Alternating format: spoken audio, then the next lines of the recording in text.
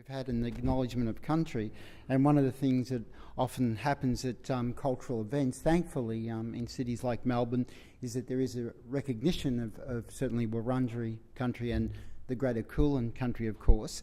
We don't need to do that except to say that's absolutely vital, because tonight we'll actually be talking very strongly, particularly in the first half of the conversation, about Wurundjeri country and certainly about Kulin people, so there'll be a strong presence of those voices. Aspects of culture that we try and compartmentalise, we do so to the detriment of our thinking, because I think that one of the things that we know in Australia, we have what we might call, for want of a better term, to be deliberately simplistic, a sort of a black world of thinking and a white world of thinking, or a colonial way of thinking, a post-colonial way of thinking. I don't think either should apply, or that either is sufficient. Nor do I think that I'm trying to I hope you don't see this as trying to mash ideas together so that there is no distinction, there's no coherence, because, again, it's the least that I would want to do. And one of the other things I suppose that's really important to me is that I first taught at Melbourne University, or tutored in an Aboriginal writing subject, I think way back in 1994, so about 20 years ago. I was an old man then. And what happened was that since then until now, and I would say the most recent example of this would have been at last year's Byron Bay Writers' Festival, I often have people asking me the question, should non-Aboriginal people write about Aboriginal people? And it's a question that's asked repeatedly. And I don't want to sound in any way offensive, but I think it doesn't interest me that much, because I think it's the wrong question. The reply I gave in 1994 is the same reply I gave last year at Byron, was that, well, the fact is that non-Aboriginal people have always written about Aboriginal people, and whether I say they should or not, they're not going to stop doing it. So I don't have a role here as a censor, nor do I want to invest energy in taking up that struggle. What I did say and what I do say is that two things that are really important. I think the people who are interested in what we might call the discussions of colonial, post-colonial ideas in Australia, or relations between Aboriginal and non-Aboriginal people, well, what is so central to that, of course, is to get access to as many Aboriginal voices as you possibly can. Literally, when I was tutoring 20 years ago, the number of Aboriginal sort of public intellectuals was, you could count on one hand. Getting access to Aboriginal writers, even people like me really digging around for stuff, was difficult to find. Now, of course, there are enormous, widely published, very successful, revered Aboriginal writers in the wider community, and there are a wonderful range of younger writers coming through as well, and I've been anthologised with a couple of those people recently. So what I tend to say to people is, well, firstly, don't ask me to anoint you or to condemn you. You've got to be your own moral compass. But more importantly, if you're really interested in fact, what you might call something like pluralism, if you're thinking about something like a variety of voices, well, make sure you get access to those young Aboriginal voices, because they're very dynamic, they're very diverse, and that will give you an insight that you probably haven't had before. So the other thing I would suggest for anyone interested in the sort of issues I'm going to go over is, in fact, that collaboration and sort of getting involved with other people around these issues is really, I think, one of the ways to go. And if you can get involved in collaborative work with other writers, I think you're really helping progress ideas in a way that we often can't do if we're working on our own. So that's just something to think about. I don't know how much you're paid to come here tonight, but we have this problem, you see. It's called Tandarum. Tandarum is a ceremonial and legal practice within Wurundjeri community. And to give you its sort of historical foundation point, it would be that if you're a visitor to Wurundjeri country as an Aboriginal person or Indigenous person from another country, and if you're seeking either temporary occupation, shared occupation of Wurundjeri country, or if you're seeking sanctuary, if you're passing through, you must offer a gift. You must offer, in a sense, a payment for that time that you spend with that community. Unfortunately for me tonight, if I take this to heart, is that the host actually has to give you a gift of greater value. Which, interestingly, for when you think in traditional sense, it's saying, okay, here is my payment for being on your country, and then the host gives you something of greater value. And in a way that, in a philosophical way, it really underpins their authority, because they don't need anything of you, and they're actually saying, no, you will leave with something of greater good.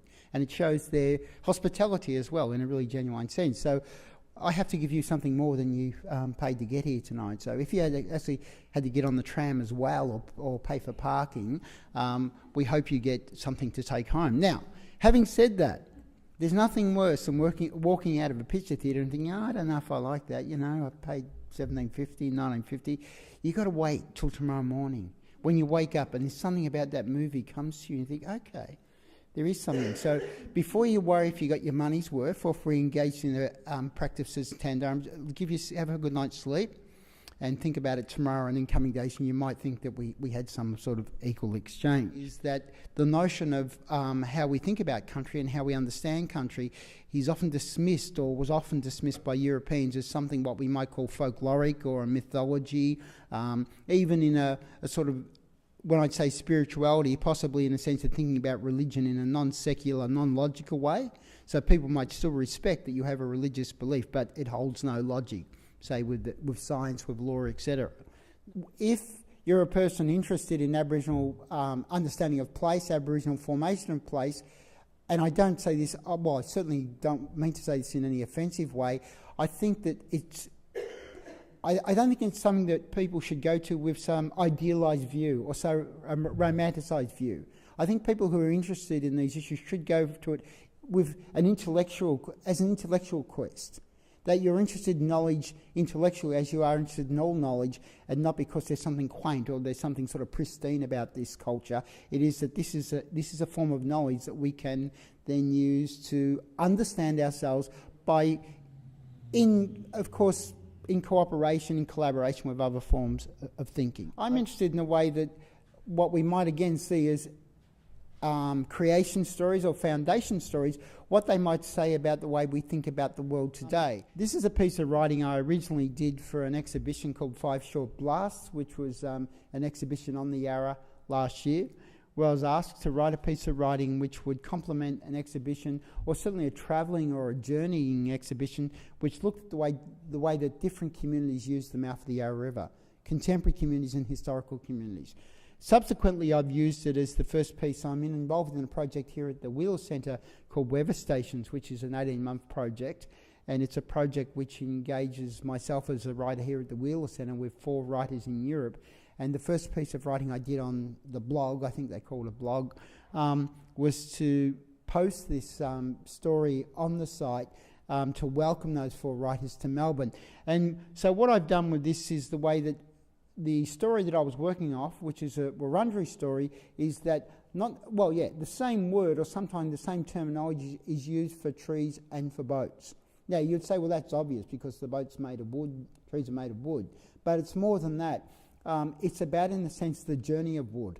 And some of the stories are about the fact that wood had life as a tree, and then that wood took on a new life as a boat, and then when the boat sank or the boat fell apart, the wood returned to the tree, or it grew again as a tree. So you have this sort of recycling or reaffirmation of the relationship between a tree and a boat through wood, and that wood itself is something that is part of this sort of circular motion. So I'm going to read this one. I've got another one which I won't read whole of, but I'll read you this one to give you some sense of what I did.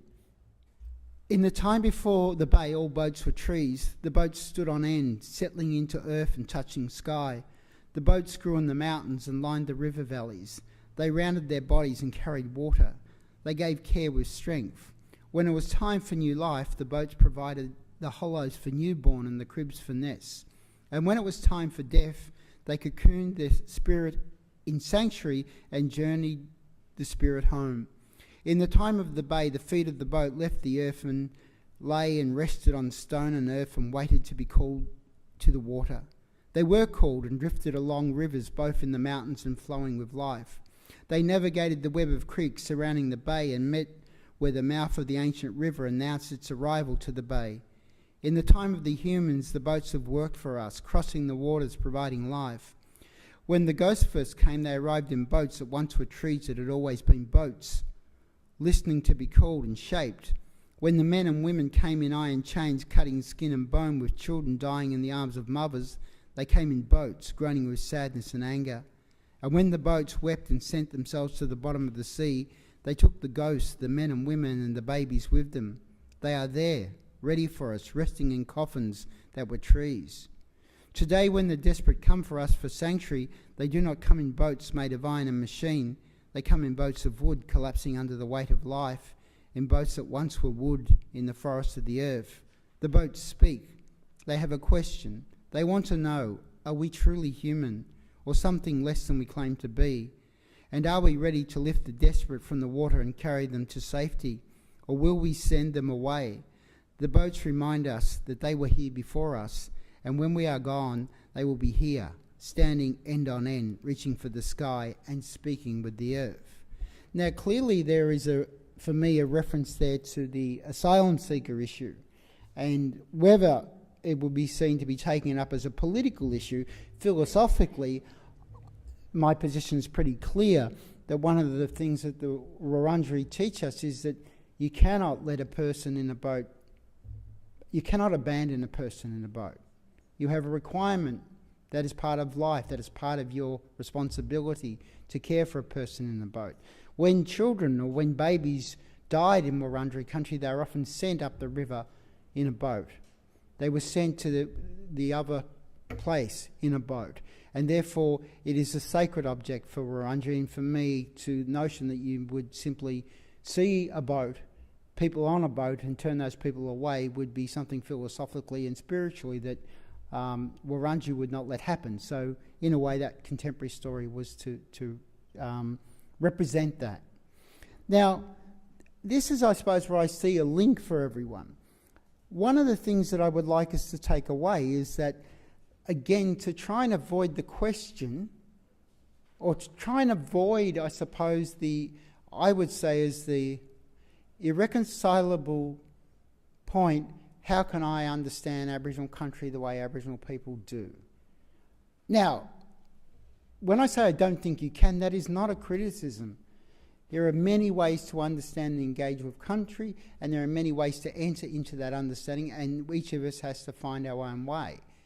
Now, with that, I would say this, that I am sure that Wurundjeri elders would say that not that you can't know this country, but how can you know this country in your own way, which is very different and is respectful. And the reason I say it in relationship to this is that most of my understanding of Melbourne is as growing up in the inner city in an industrial suburb of factories and terraces as a juvenile delinquent. I didn't grow up spiritually. I didn't grow up philosophically. I didn't grow up intellectually. I grew up, as my mother said, I just acted. I never thought, I just acted. But I've come to have this deep, deep, profound love for the Yarra River. And I think that part of it is a growing love that comes out of knowing more about the philosophical, religious understandings of the Yarra River as a place for Wurundjeri thinking, but also as a place for my own formation. And I think we need to think about what are those places that are part of our own formation and how can we do justice to them. Love the place that you grew up in and love it the way that you experienced it. Don't feel devoid or deficient because you don't feel you had this grand spiritual connection to place. Some people do. It's the wrong way to think about it. You've got to think in smaller increments, which I'll talk about as a sort of a way of getting into this again a little later. The Yarra River, I think for most Wurundjeri people before European arrival, it is the central place of their being.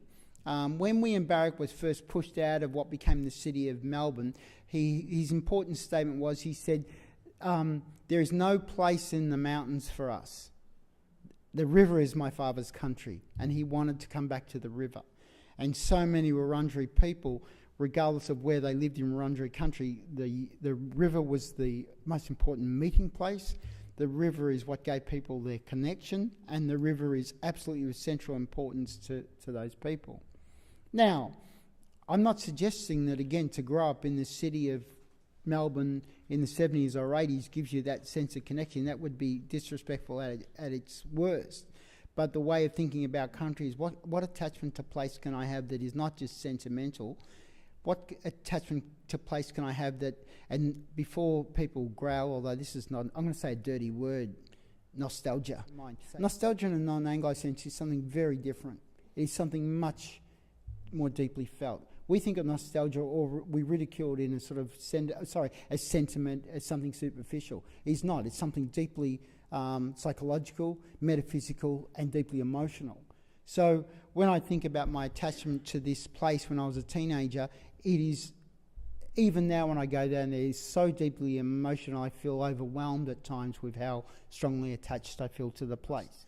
Now, I think that one of the things that we need to take here, and I'll move on to another site which will show you this in more detail, is again when we think about Aboriginal people's understanding of place, and particularly what we might call spiritual sacred places, it is not about what you see, it's about what you feel. It is about the metaphysical and the spiritual. It's not about the shape or the size or the beauty of something. So, an area I've done a lot of work on is in the Western District of Victoria, particularly when I taught as a historian. This is Bunjil Shelter in Western Victoria. It's actually in a place called the Black Ranges. It's regarded as the most significant rock art site in Victoria. It's also regarded as scientifically as the oldest rock art site in southeastern Australia. Has anyone been here, by the way? And it's a site that requires protection behind a cyclone wire fence, because it's a site that has been desecrated by non-Aboriginal people for many, many years. Now, the issue I want to raise here again is when this site was designated as a tourist site, if you read the documentation, one of the things that was said about this site was that what people could do at this site, they could go to this site and take a photograph. And they said literally, yeah, this will photograph well. And that therefore it was okay for tourists to go to this site and say, yes, this is a sacred site. It looks like a sacred site. It looks like a rock art shelter. It looks like art, so therefore we'll put it on the tourist map. Now, the problem with that is, of course, is that the artwork itself, the artwork itself is not the spiritual site. The artwork itself is just a record of spirituality that occurs at other places. So the Bunjil story is what's called a spatial narrative, a mapping of place story. So therefore it's telling a story of how ownership, how custodianship is divided amongst the Aboriginal nations of the southeastern area. This is simply a record of that. Now, it's an important record of that, but to go to the site and this is the sacred site is to dismiss the fact that no, this is the record of the site. The other thing, of course, that is always forgotten when people go to so-called tourist sites is that the sites are used as ceremony, so therefore what else happens at the shelter is as important as what may be on the wall, or sometimes more important. So often what happens at tourist sites is that people are able to walk on the sites. They might not certainly be able to touch the work, obviously, but even by walking on the sites, historically they were damaging sites because a lot of the spiritual sacred activity was what happened at the site rather again than what was on the wall. But this is key. When Aboriginal people gather to tell stories, and we know this historically around Australia, but from a contemporary sense, Aboriginal people gather to tell stories in large groups of people, and when someone stands up to tell a story or is sitting around the group and the story is told, we are all witness to that story. And by being witness to that story, not only do we validate it, we actually are part of it.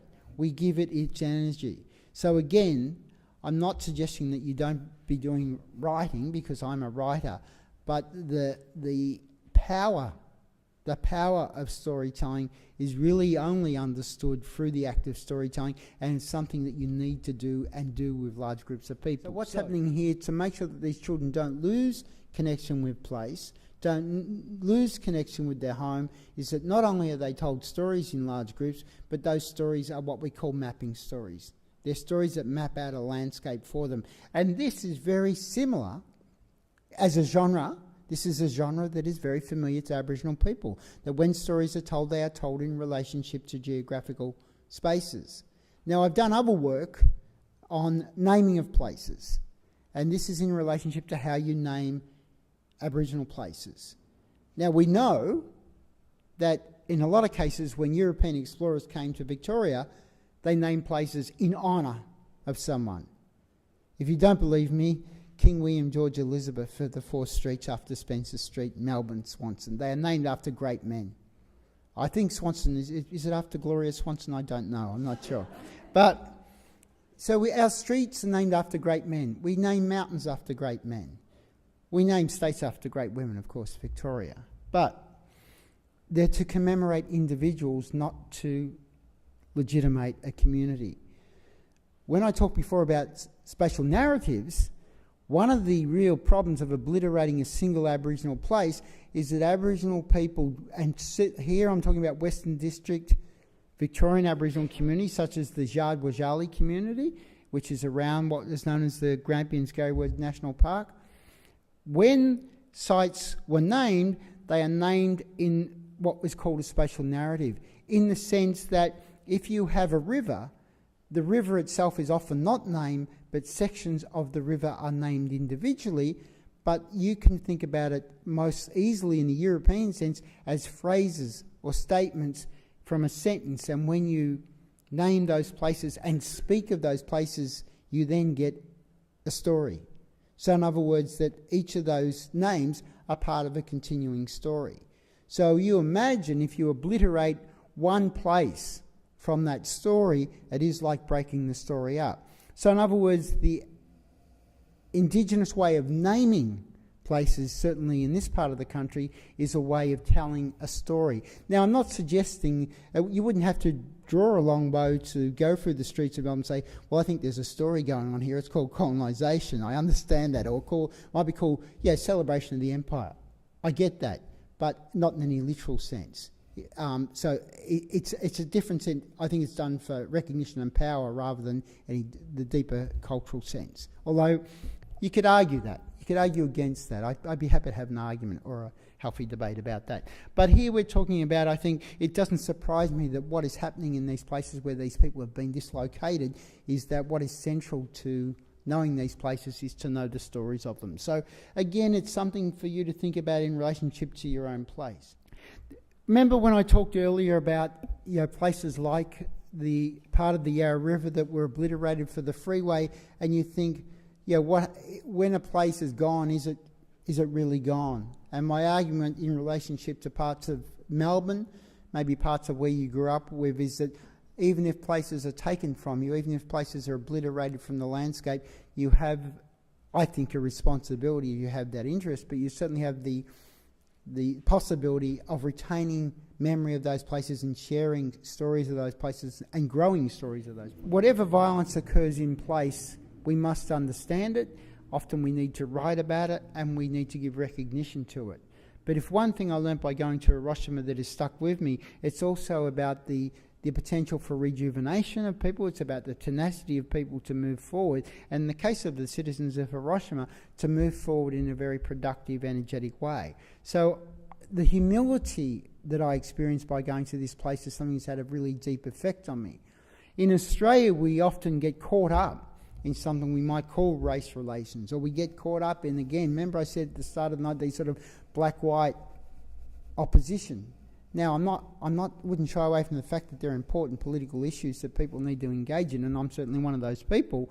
But I think one thing that we can learn, there are greater problems that people face than we have to face, and our ability to cooperate and to come to a sense of how we understand place in this country, I don't think should be as difficult as it is.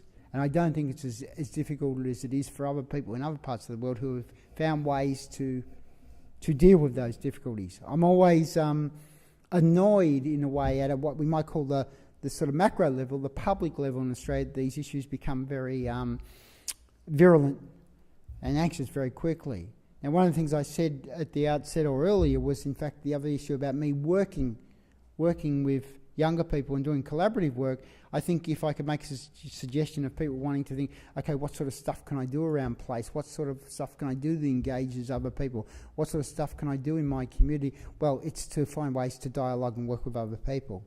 And once you do that, there is, I think, enormous goodwill and enormous resources for you to work together with. So that when you go back and look at these stories that we started about tonight, these are not grand narratives. They are not big stories. They're often very small stories, and you believe in the small story will give you something of the greater. One of the most significant stories for me that I know of from Wurundjeri culture, it is a very, very short, or the written narrative is very short, and when I read it, again I thought, this story for me is all about what I think in relationship to an issue that I'm writing about now with the Wheeler Centre, climate change. Or it's an issue that I think obviously we all should be thinking about.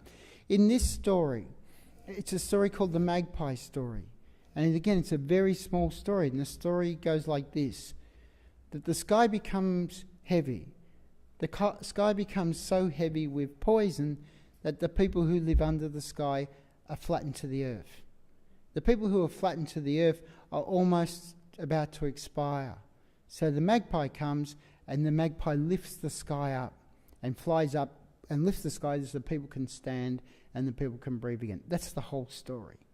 And it's often, again, if you look at the way that story has been written about or commented on, it's a quaint, almost children's story. It's a story about folklore. When I read that story, straight away to me I said, this is a story about climate change. This is a story about telling me this is something here you need to think about. This is something here you might want to focus on as a writer. You can be the magpie. And I don't mean that in any grand sense. I can't lift the sky up. I can't change government policy. But in a way, it's for me calling me to say, act on this, to do something on this.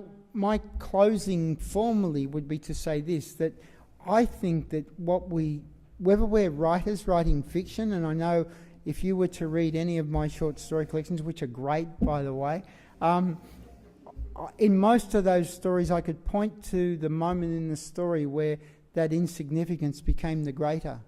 So often it's me being drawn to something on the margin, something just out of the corner of my eye, something I see momentarily and think that's interesting, and what can I draw out of that? When I think about issues like relationships between Aboriginal and non-Aboriginal people, I don't get caught up in thinking this is too big to deal with. I think, well, what can be done in a small way? What would be that one connection that you could make? What would be that one gesture that you could make? What would be that one moment that you could connect with a person and consider what that might be? When you think about a story, when we talk about telling a story, I suppose I have to put faith in this. People will ask you, when we're doing this project called the Weather Station Project, we went through the first few weeks, the 4 writers from Europe came here to Melbourne, and we went through this agony of, well, what do we matter? Who gives a stuff about a story you might tell about boats and trees? Yeah, is that going to change Tony Abbott's mind? I don't think so. Is it going to change the mind of climate skeptics? I don't think so. No, it's not. What am I talking about? I don't think so. I know so. But you have to have faith in story having an energy that is unstoppable, and it is unstoppable, but it may be that you never see its knock-on effect. You have to believe that story you put out there, you created that story, you gave it energy, and then it has a life. And if you think about that thing of the ripple effect and believe in it, I think you'll be surprised at how valuable your stories are. So in other words, I could now, if I was called upon, tell you my response to a story that someone told me 10, 15 years ago and how it impacted on me. This filmmaker, Corrieda, he doesn't know that I'm here talking tonight about his film and probably would think I don't even understand how it could make that connection. But I'm sure there are many people who have seen his films who have connected in ways that he didn't know, but who take that to their life. When you tell a story to someone, you have to have faith in the fact that it has a life and its life will matter. Don't think, well, what I'm doing is insignificant, because everything we're doing is insignificant at some level. But we believe that these things work, and they do work. And so for me to say, well, what is the importance about thinking about place? The important way to think about place, or the valuable way, is place only exists if you tell a story about it, and place only exists if you share that story.